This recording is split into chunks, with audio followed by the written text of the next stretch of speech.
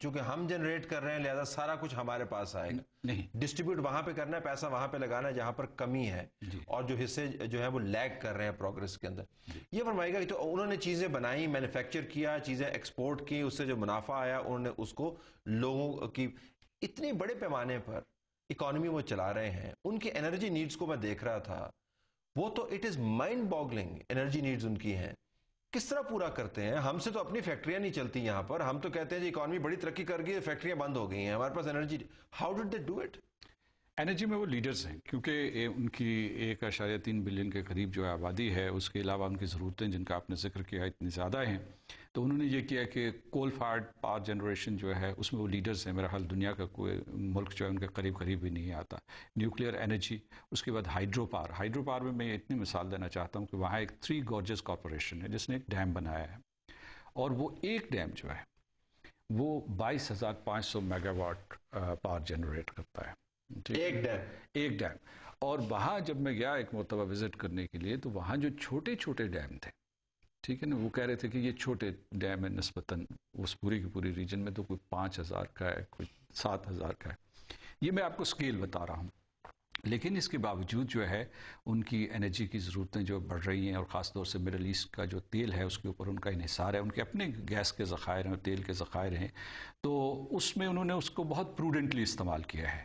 اگر چینیوں کے بارے میں آپ کچھ کہہ سکتے ہیں پچھلے 30 سالوں میں, تو ایک تو ان کے پاس ٹریکشن تھی, ایک اعتماد تھا, اور دوسرا یہ ہے پروڈنس تھی کہ آپ نے انٹیلیجنس وزڈم کے ساتھ اپنے وسائل کا استعمال کیا ہے, اور ان کو ہارنس کر کے لوگوں کی ضروریات پر آپ نے میرے خیال میں میری پسند کا اور شاید موقع کی مناسبت سے اہم ترین سوال کا مجھے موقع فراہم کیا. وہ یہ تمام کام, انرجی ہو, تعلیم ہو, غربت ہو, ترقی ہو, اسٹریٹجک اور ڈیفنس پالیسی پہ ابھی ہم نہیں آئے, یہ کس جگہ پر ڈیسیژن میکنگ ہوتی ہے؟ وہ کون سے لوگ ہوتے ہیں جو پروڈنس کے ذریعے, انٹیلیجنس کے ذریعے یہ تمام کام کرتے ہیں؟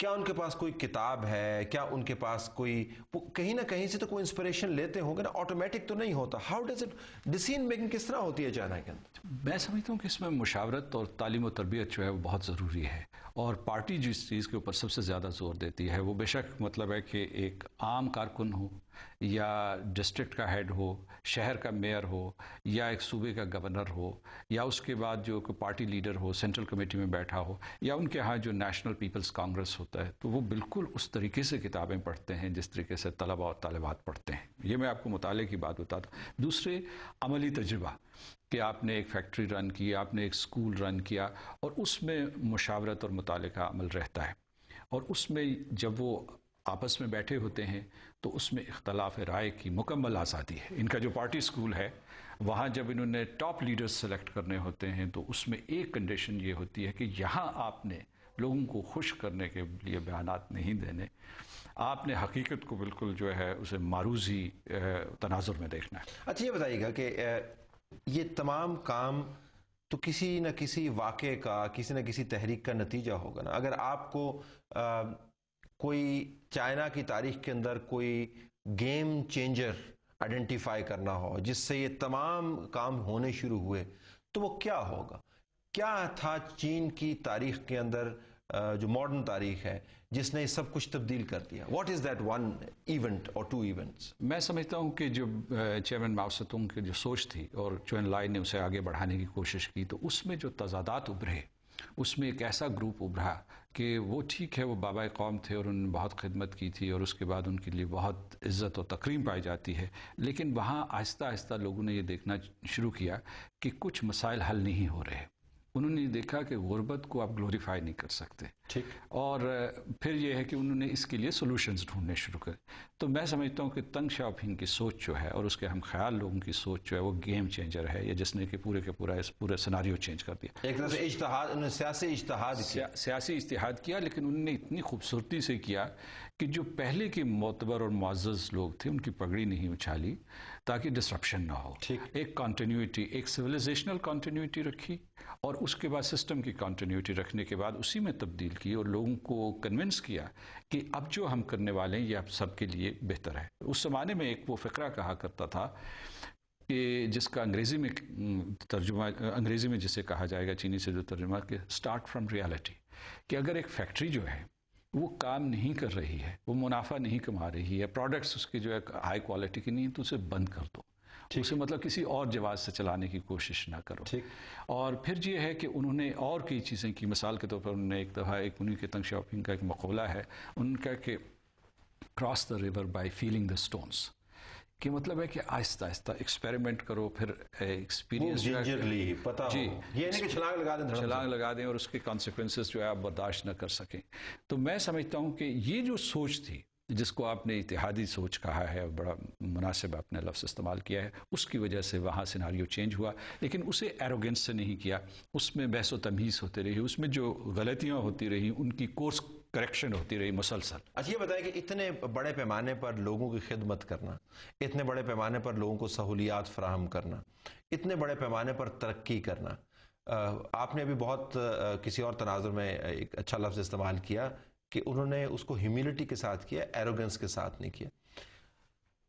یہاں پر تو یوں لگتا ہے کہ لوگوں کو فیور دی جاتی، یہاں سے مراد سب کانٹیننٹ کا کلچر ہمارا یہ ہے کہ لوگوں کا کام اگر کر دیں، اگر آپ ان کو ایک روڈ دے دیں تو باقاعدہ وہاں پہ تختی لگتی ہے اور تالیاں بجتی ہیں، اور پھر ہر سیاسی جو مشاعرہ بنایا جاتا ہے اس کے اندر تعریف کے بڑے بڑے زمین آسمان کے کلابے ملائے جاتے ہیں، وہاں پہ بتایا جاتا ہے کہ دیکھیں جی انہوں نے یہاں پر روڈ بنائی۔ چانک کے اندر کیا جو قیادت ہے وہ لوگوں کے سامنے کس طرح جاتی ہے؟ وہ کہتی ہے کہ ہم نے آپ کو بڑی فیور کی therefore you should support us، یا وہ کہتے ہیں جی کہ ہم آپ کے humble sir? How does it work?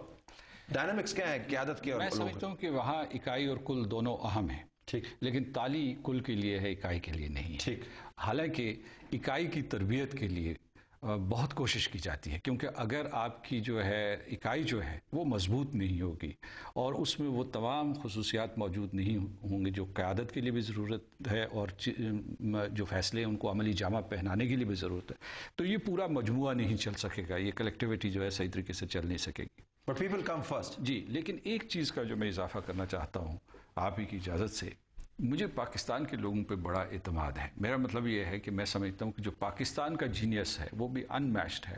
ٹھیک ہے ہم وہاں نہیں پہنچے جہاں ہمیں پہنچنا چاہیے اور اقوام عالم میں وہ مقام ہم نے حاصل نہیں کیا، لیکن میں سمجھتا ہوں کہ اگر چین اور دوسرے ممالک سے مطالعہ اور مشاہدہ کر کے ہم یہاں آئیں تو یہ پاکستان بھی نہ صرف اس قسم کی چیزیں اپنے نظام کا حصہ بنا سکتا ہے، بلکہ یہ ہو سکتا ہے کہ بعض ایریاز میں ایکسل کر سکتا ہے۔ ایکسل بالکل ایبسلوٹلی، لیکن میں آپ نے جو مقولہ کوٹ کیا اس کو کوٹ کروں گا بریک سے پہلے کہ start from reality.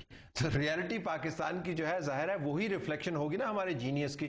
Us genius کا تو فائدہ نہیں ہے جو ملک کو تبدیل نہ کر سکے، لیکن ایکنالجمنٹ ضروری ہے کہ یہ جینیس موجود ہے۔ ناظرین ہم بریک لیتے ہیں، مسعود خان صاحب کے ساتھ نشست کر رہے ہیں۔ میں تو بہت کچھ سیکھ رہا ہوں، یہ چین کا مطالعہ کر کے آئے ہیں، چین کے اندر پاکستان کے ایمبیسڈر ہیں اور کھلے ذہن سے انہوں نے اس نظام کو دیکھا ہے۔ کیا ہم چین سے کچھ سیکھ سکتے ہیں؟ اور اگر واقعتاً سیکھ نہیں سکتے تو جو ہم نے ان کے ساتھ ایسوسیشن بنائی ہوئی ہے، چین اور پاکستان کی دوستی لازوال ہے، یہ دنیا کے بلند ترین پہاڑوں سے بھی بلند ہے، یہ ہم نعرے سنتے رہتے ہیں۔ اتنی بڑی دوستی اور دوست کو اس کا فائدہ نہ ہو، نہ ہم کچھ سیکھ رہے ہیں، نہ ہمارے ملک کے اندر کوئی بڑی ریولوشنری تبدیلی آ رہی ہے، تو یہ اسٹریٹجک الائنس ہے کیا چین کے ساتھ؟ اس کے اوپر بھی ہم بات کریں گے اور چند ایک اور سوال ہیں۔ Stay tuned.